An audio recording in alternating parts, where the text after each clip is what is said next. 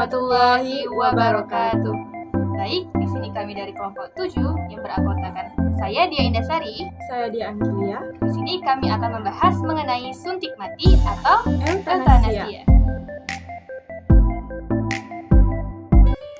Apa sih eutanasia itu? Jadi, eutanasia ialah tindakan yang memudahkan kematian seseorang dengan sengaja, tanpa merasakan sakit karena kasih sayang, dengan tujuan untuk meringankan penderitaan si sakit baik dengan cara yang positif maupun juga negatif. Eutanasia terbagi menjadi dua, eutanasia positif dan juga eutanasia negatif. Nah, eutanasia positif ialah tindakan yang memudahkan kematian si sakit karena kasih sayang yang dilakukan oleh dokter dengan mempergunakan alat. Sebagai contoh, seseorang menderita kanker ganas dengan rasa sakit yang luar biasa, sehingga penderita itu sering pingsan. Nah, dalam hal ini dokter itu berkeyakinan bahwa yang bersangkutan itu akan meninggal dunia. Kemudian, dokter akan memberinya obat dengan takaran tinggi, yang sekiranya itu dapat menghilangkan rasa sakitnya, tetapi juga menghentikan pernapasannya sekaligus. Nah, yang berikutnya ialah eutanasia negatif, yakni berbeda dengan yang tadi dengan mempergunakan alat. Nah, di eutanasia negatif ini tanpa mempergunakan alat untuk mengakhiri kehidupan si sakit tadi. Tetapi ia hanya diberikan tanpa diberi pengobatan untuk memperpanjang hayatnya. Sebagai contoh, ada penderita kanker atau yang sudah kritis. Nah, orang yang sakit sudah dalam keadaan koma disebabkan karena benturan pada bagian kepalanya yang atau terkena semacam penyakit pada otak yang tidak ada harapan untuk sembuh. Nah, atau orang yang terkena serangan penyakit paru-paru diobati, padahal masih ada kemungkinan untuk diobati akan dapat mematikan penderita. Nah, dalam hal ini, jika pengobatan itu terhadapnya dihentikan, akan dapat mempercepat kematiannya. Dalam kata lain, eutanasia negatif ini membiarkan kehidupan seseorang itu tanpa diberi pengobatan, agar seseorang tersebut dapat dimudahkan kematiannya tanpa mempergunakan alat. Seperti itu. Lalu timbul pertanyaan nih, apakah eutanasia positif maupun eutanasia negatif itu diperbolehkan dalam Islam?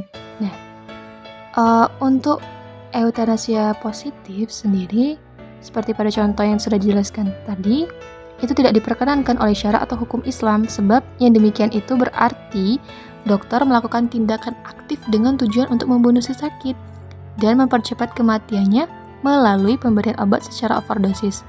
Nah, maka dalam hal yang tadi, dokter itu telah melakukan pembunuhan.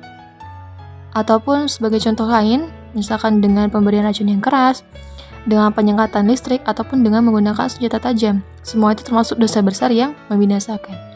Nah, perbuatan demikian itu tidak dapat lepas dari kategori pembunuhan, meskipun ia mendorongnya itu rasa kasihan kepada si sakit dan untuk meringankan penderitanya. Karena bagaimanapun, si dokter itu tidak lebih dari pengasih dan juga penyayang daripada zat yang menciptakannya.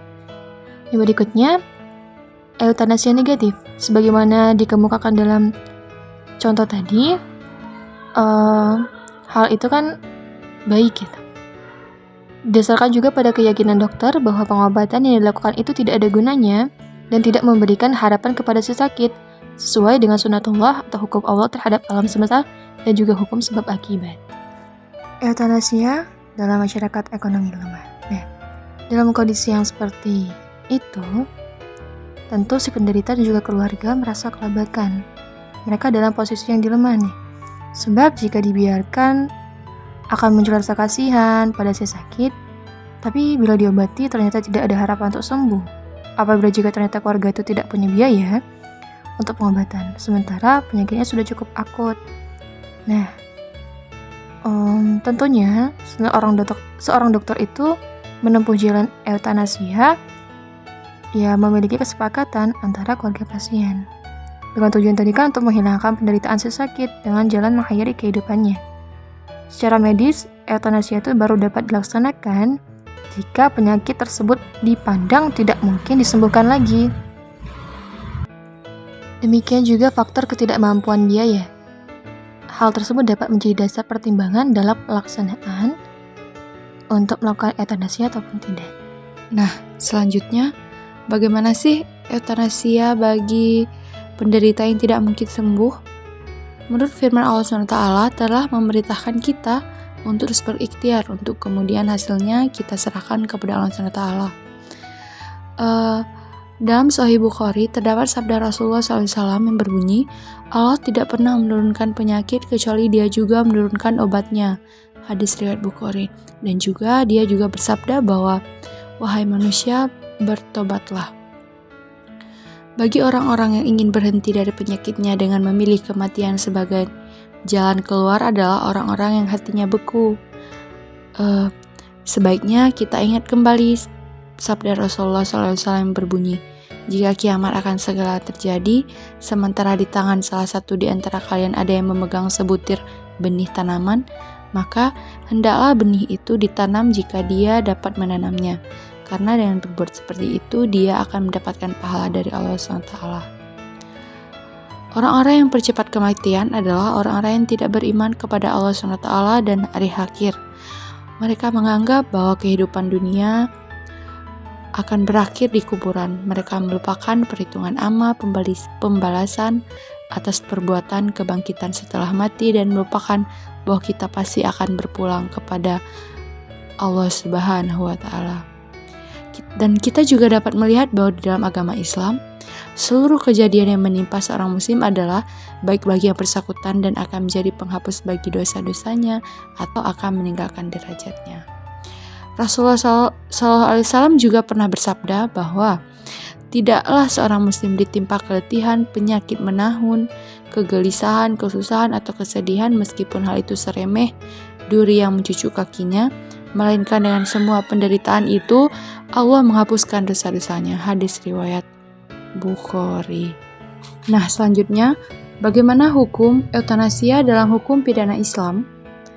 Menurut hukum pidana Islam, orang yang menganjurkan atau menyetujui membantu seseorang yang membunuh diri adalah berdosa dan dapat dikenakan hukuman ta'zir. Hukuman ta'zir ini ialah hukuman yang terhadap suatu tindak pidana yang tidak ditentukan macam hukumannya oleh Al-Quran dan hadis. Berat atau ringannya suatu hukuman ta'zir itu diserahkan sepenuhnya kepada hakim yang mengadili perkara untuk menjatuhkan hukuman yang sesuai dengan tindak pidananya, pelakunya, dan situasi dan kondisi di mana tindak pidana itu terjadi. Demikian pula bagi orang yang apabila gagal melakukan bunuh diri, sekalipun dibantu orang lain, maka semuanya dapat dikenakan hukuman ta'zir seperti itu. Lalu yang terakhir, bagaimana hukum pidana eutanasia di Indonesia? Secara yuridis formal, dalam hukum pidana positif di Indonesia hanya dikenal dua bentuk eutanasia saja. Yang pertama, eutanasia yang dilakukan atas permintaan pasien atau korban itu sendiri. Dan yang kedua, ada eutanasia yang dilakukan dengan sengaja melakukan pembiaran terhadap pasien atau korban. Sebagaimana di dalam pasal ayat 344 dan 304 KUHP yang berbunyi, pasal 344, barang siapa merampas nyawa orang lain atas permintaan orang itu sendiri, yang jelas dinyatakan kesungguhan hati, diancam dengan pidana penjara paling lama 12 tahun. Sementara pasal 304 KUHP yang menyatakan bahwa barang siapa dengan sengaja menempatkan atau membiarkan seseorang dalam keadaan sengsara, padahal menurut hukum yang berlaku baginya atau karena persetujuan dia wajib memberi kehidupan, perawatan atau pemeliharaan kepada orang itu, diancam dengan pidana penjara paling lama 2 tahun 8 bulan atau pidana denda paling banyak Rp4.500. Dari berbagai bunyi pasal tersebut bisa kita simpulkan bahwa orang tidak diperbolehkan melakukan pembunuhan terhadap orang lain, walaupun pembunuhan itu dilakukan dengan alasan membiarkan atau atas permintaan orang itu sendiri. Sulit rasanya membayangkan seseorang yang sampai hati membunuh atau dengan perkataan lain merampas nyawa orang lain, apabila yang dikenalnya atau yang perlu ditolongkan, atas permintaan yang bersangkutan yang tengah menderita sakit parah yang tak tersembuhkan tersebut.